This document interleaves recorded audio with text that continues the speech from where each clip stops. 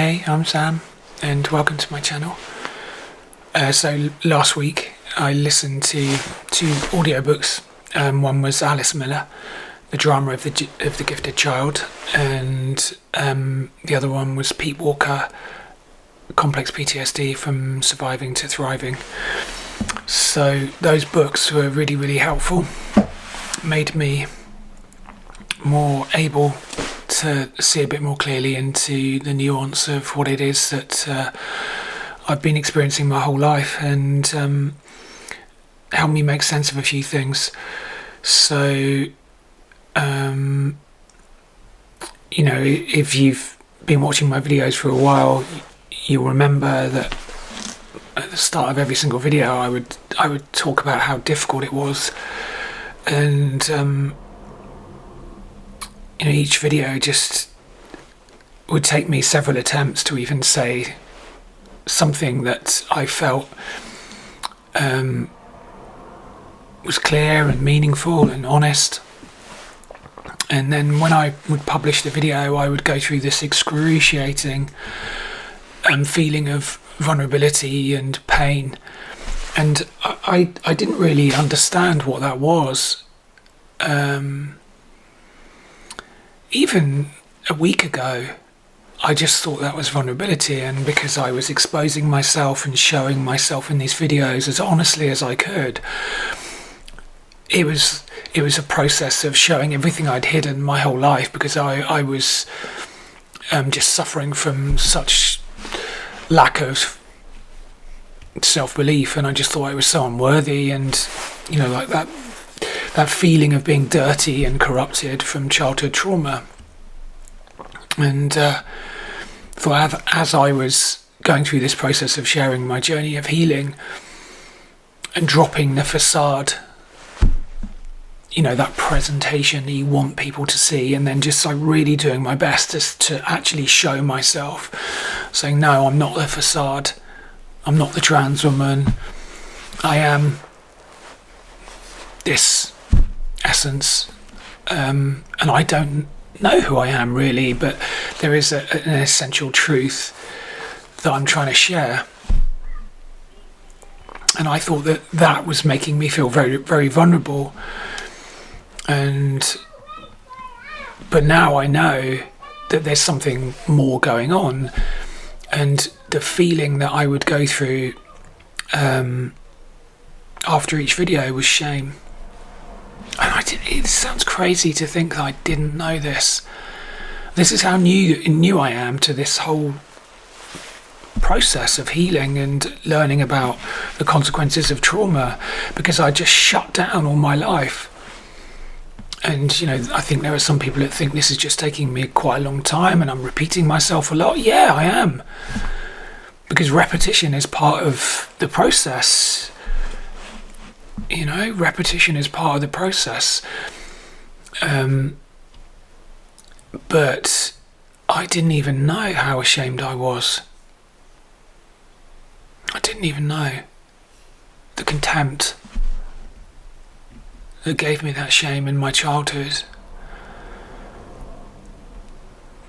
It's such a strange process, healing, because it's not like I'm not remembering stuff that didn't happen, that I'd buried so deep I'd forgotten about it.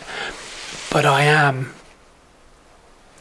getting closer and closer and closer to direct contact with those events and emotions and feelings.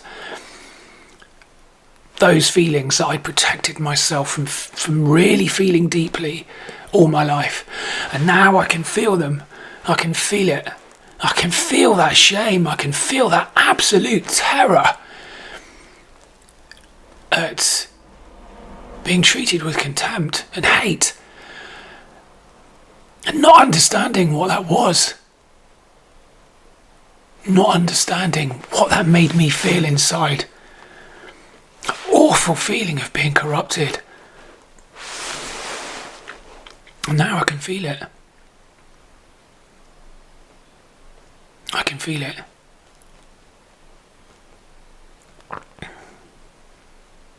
I didn't even allow myself to feel that shame. And I didn't even understand that the grotesque creation of this self-centered person, so brittle and hollow, was rooted in that shame. I didn't even know that. And then when I transitioned, it was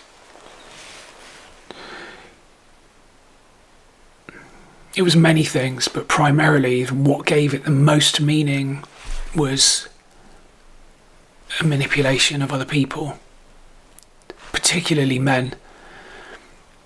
And I think in my relationships with men, I was trying to find my father, trying to be cared for, trying to be seen. And as a strategy, it's quite successful for a long time. But ultimately, strategies aren't living, they're not being, they're doing. And I keep thinking about what I'm saying in each video, and believe me, it's painful because I know I'm repeating myself. And it's like I've got to retell the same stories over and over again to understand them. And gradually to realise that they are just stories. And that I am here. And as I retell the same stories and I get a more intimate experience of the pain I didn't want to feel, the shame, it does subside. I thought about this actually yesterday. Every morning when I go for a swim in the loch, it's a couple of 100 yards from the house,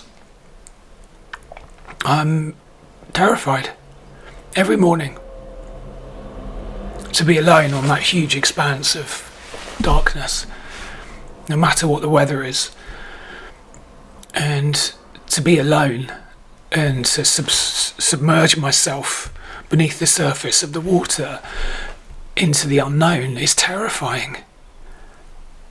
And some days I'm on the verge of panic, and I try and maintain my composure as I'm swimming, not knowing what's 6 inches from my face. I try not to look at the expanse of water into the unknown because it's terrifying.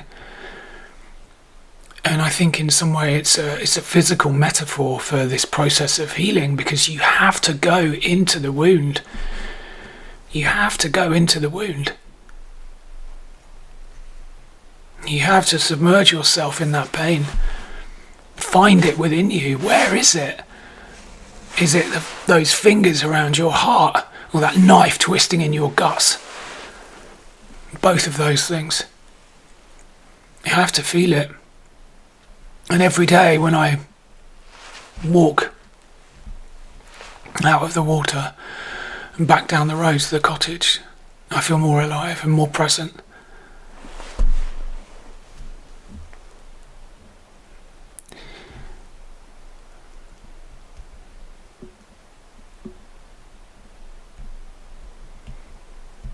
I think it's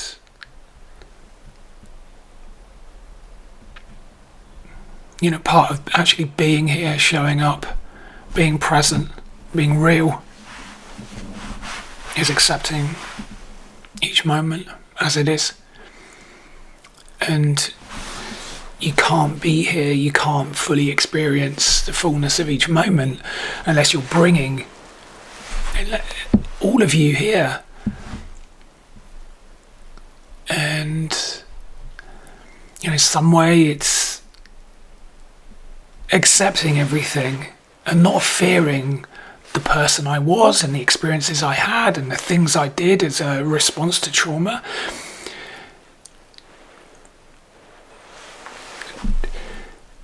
To not fear any of that.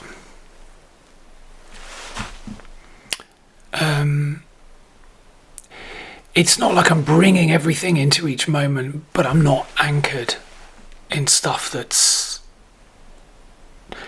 making me lead a partial existence.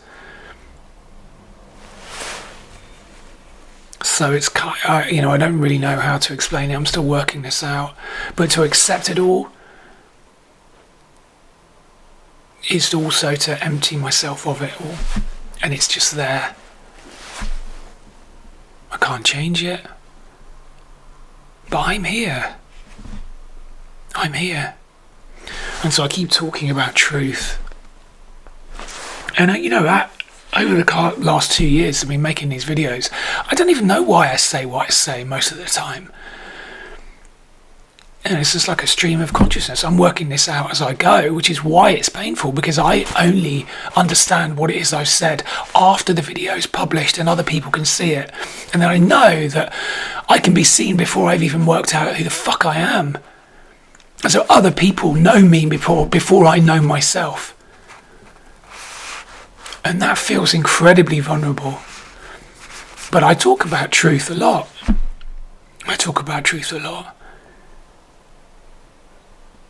And I think that there is a longing in me for truth, because I've led a life of falsehood, false belief, delusions, protection, stories.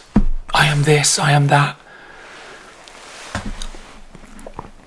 All as an effort to create a world that I could say, okay, I know this place is safe, or I am this person within this illusory world, and it makes it all manageable, it simplifies it all.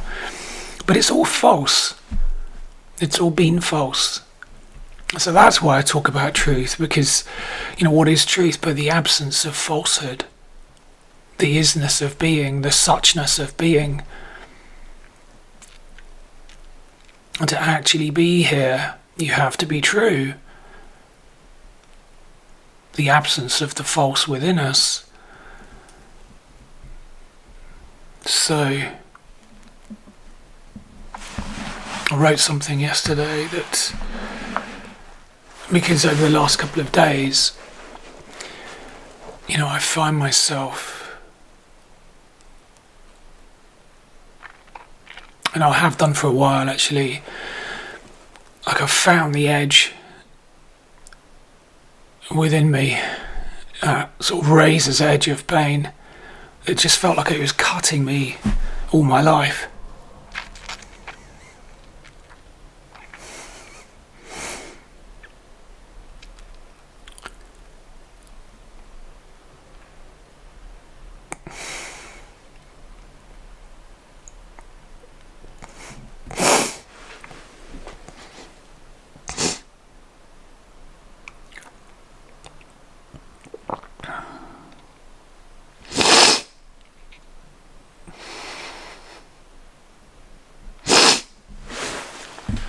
And I realised that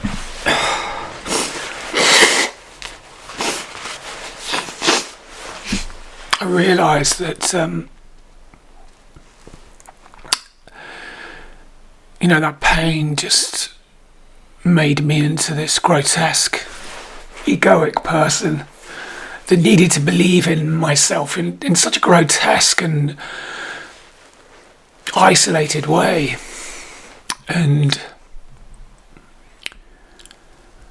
But there is a different kind of belief in self. It's a humble self-belief. And for me, I think what makes that humble self-belief possible is love. It's love. And surrender doesn't have to be grand. Surrender doesn't have to be grand.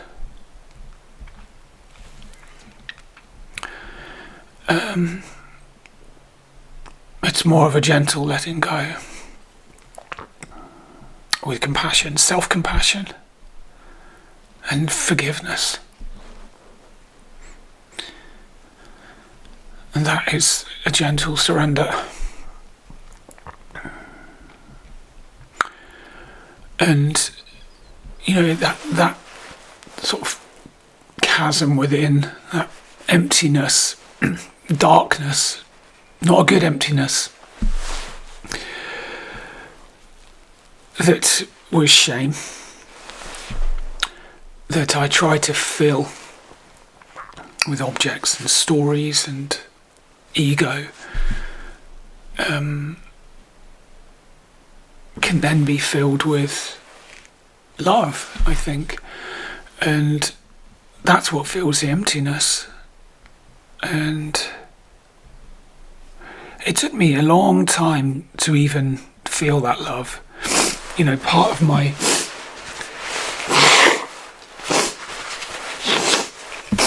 Part of my daily practice that was given to me by the healer I'm working with is a series of tapping and breathing and eye movement exercises, and then I hold my back and I breathe and I tap my heart and I tap my head and I say to myself, I have a right to be here.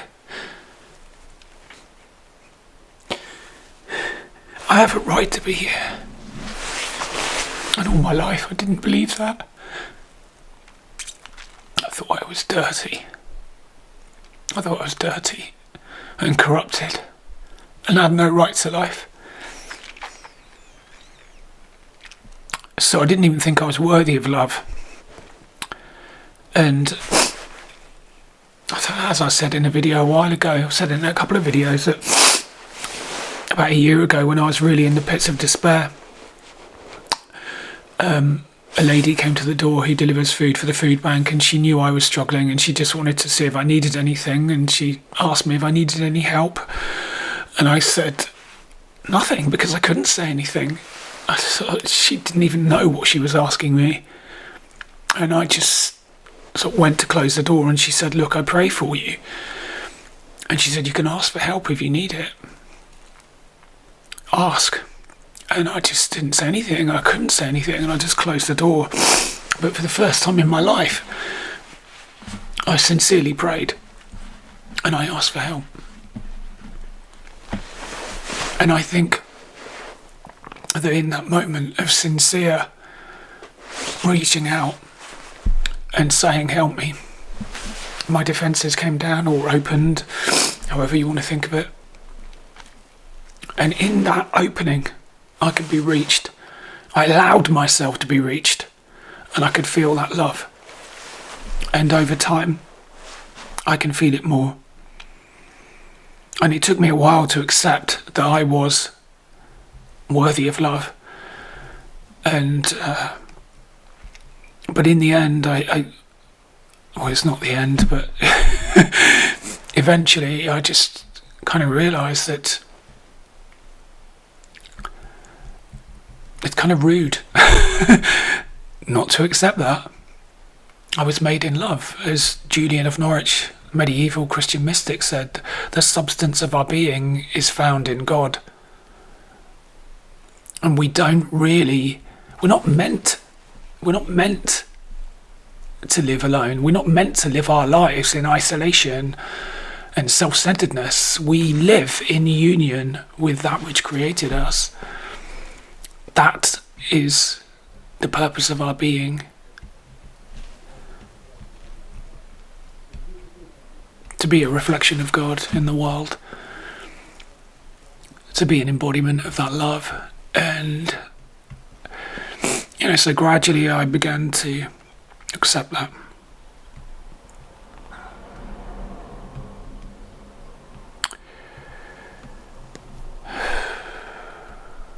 Okay, I'm going to read a poem after I blow my nose again.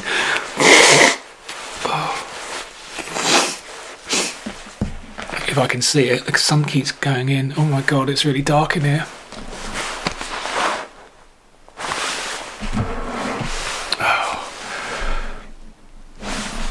Sorry, I need to make some adjustments because it's really dark now.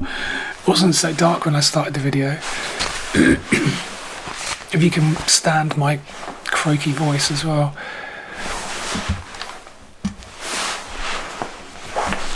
So this is David Whyte from my favourite book of his poetry, I will carry this with me for the rest of my life, because it reveals itself more and more and more. As I change, I can see more deeply into his words. And this is, it's a long poem, so I'm not going to read the whole thing. It's The Faces at Braga. And he wrote this when he was going through his own personal surrender, I think, and he was in the Himalayas, and he nearly died in a snowstorm. And he made his way to a village, and he was with a group of people, but as they entered the village, everybody was hiding, and eventually they came out. And as soon as the villagers came out in this Himalayan mountain village, they just ushered him and his group with them to their shrine, and it was like they were intent on showing him the shrine. And the snow is falling, it's freezing cold, he's sick, and he's nearly died in a snowdrift. And the head of the village opened the shutters to their shrine, and it was a beautiful golden Buddha, and he just fell to his knees and collapsed weeping. And nobody said anything, because they said they just kind of accepted and knew, they could sense that he was going through something, and he needed to see that. And he fell to his knees and just cried, and they carried him to a hut where they cared for him for the next few days as he came back to strength. But that's the backstory to this. If only our own faces would allow the invisible carver's hand to bring the deep grain of love to the surface.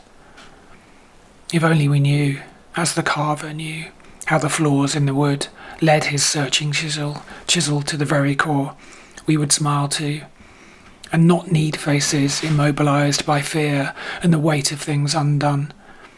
When we fight with our failings, we ignore the entrance to the shrine itself and wrestle with the guardian, fierce figure on the side of good.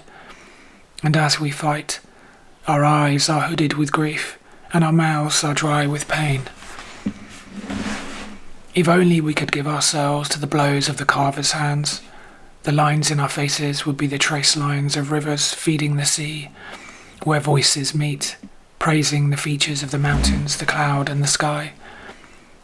Our faces would fall away until we, growing younger towards death, every day would gather all our flaws in celebration, to merge with them perfectly, impossibly, wedded to our essence, full of silence from the carver's hands.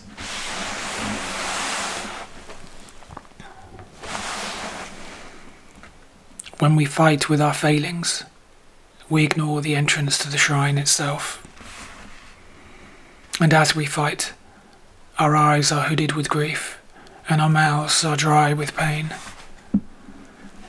If only we could give ourselves to the blows of the carver's hands, the lines in our faces would be the trace lines of rivers feeding the sea, where voices meet praising the features of the mountain and the cloud and the sky.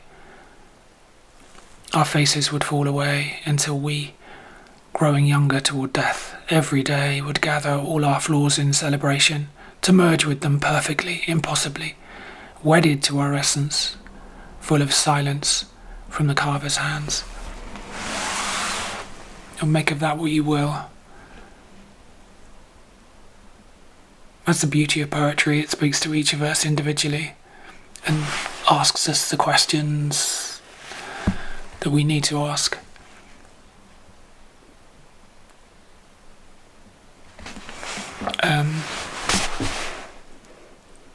Thank you for watching, and thank you to everybody that's written such lovely comments underneath my last videos.